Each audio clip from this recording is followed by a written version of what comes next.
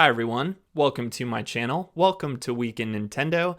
Every Saturday, I like to go back through the past week's biggest headlines so you can get yourself all caught up on all things Nintendo. If you're new here and you like these weekly news rundowns, as well as the occasional game or accessory review, make sure to subscribe so you can stay up to date on everything happening with the channel. And with all that out of the way, let's go through this week's Nintendo news. On Monday, Nintendo Switch firmware 9.2.0 was released, but anyone hoping for any significant changes to the Switch OS was out of luck, as the only change listed by Nintendo in the changelog was general system stability improvements to enhance the user's experience. And there's plenty you can say about the Nintendo Switch, but you certainly can't say it's not stable as heck. Tuesday was the 3-year anniversary for both the Nintendo Switch and The Legend of Zelda Breath of the Wild, which launched on March 3rd, 2017. And it's kind of hard to believe that it's been 3 years already, but the Switch is now sitting in what is probably the middle of its life cycle at this point. And some fans were hoping that we might see Nintendo make a big deal out of the anniversary, but other than a tweet, that was about it. It was fun though to see everyone sharing Nintendo Switch or Breath of the Wild memories online, and it really brought me back to those first few days of playing Breath of the Wild, specifically being able to play that game in handheld mode. And man, those were some peak level days of video gaming for me. What an incredible game to launch with, and I think it'll be quite a while until another game hits me in quite the same way that Breath of the Wild did. And of course, leading up to the launch of the Switch, there was the usual round of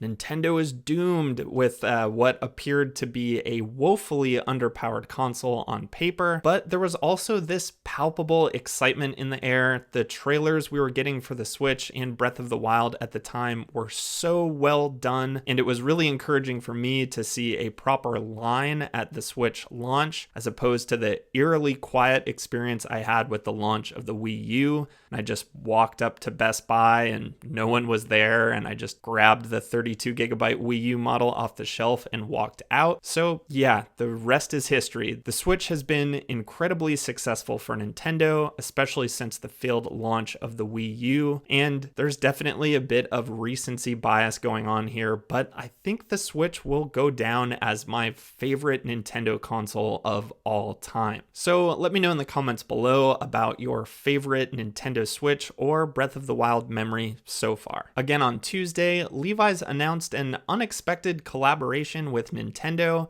after briefly teasing the collab on Twitter on Monday. The new line of Mario-inspired clothing will be known as Levi's Super Mario and will feature the iconic Mario branding across a variety of shirts, shorts, jackets, and pants, but most importantly, overalls. Wednesday, we learned from Silicon Era that in the most recent Famitsu, Super Smash Bros. Ultimate director Masahiro Sakurai had admitted to passing out at the gym due to tiredness and dehydration. So it seems even when Sakurai is not working himself to the bone over the latest Smash Bros., he's still pushing himself really hard with diet and exercise. And it certainly appears to be working. I can't believe the dude is almost 50, but please, Sakurai, take care of yourself. Us Nintendo fans need you around for a long time. Thursday, we got a trailer for Square Enix's Trials of Mana, a full 3D remake to the 1995 follow-up to Secret of Mana that up until recently was only available in Japan as Seiken Densetsu 3. This trailer looks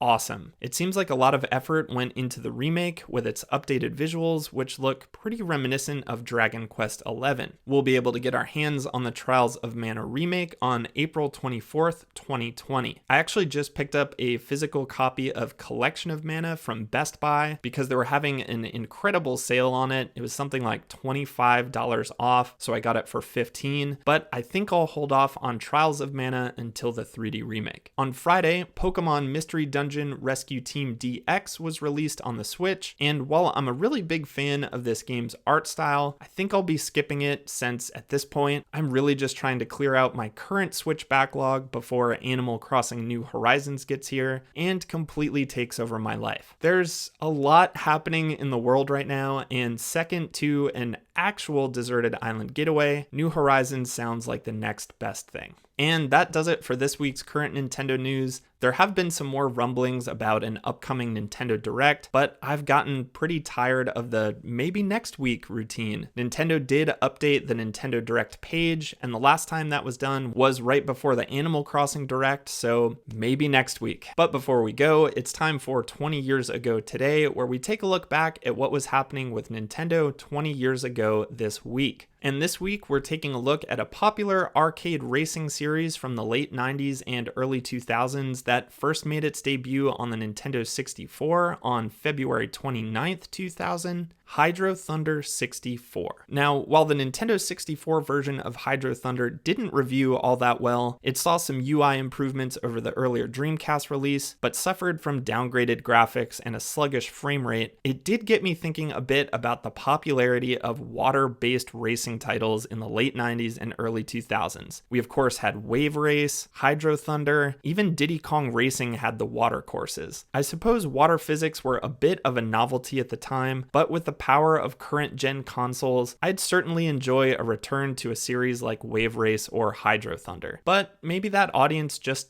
isn't there anymore. So let me know in the comments below if you were a fan of Hydro Thunder or if you'd like to see some boat racing games make a comeback. And if you stuck around through all that and liked what you saw, please consider liking and subscribing. And until next week, have a great weekend, play some video games, wash your hands often, and I'll see you next time.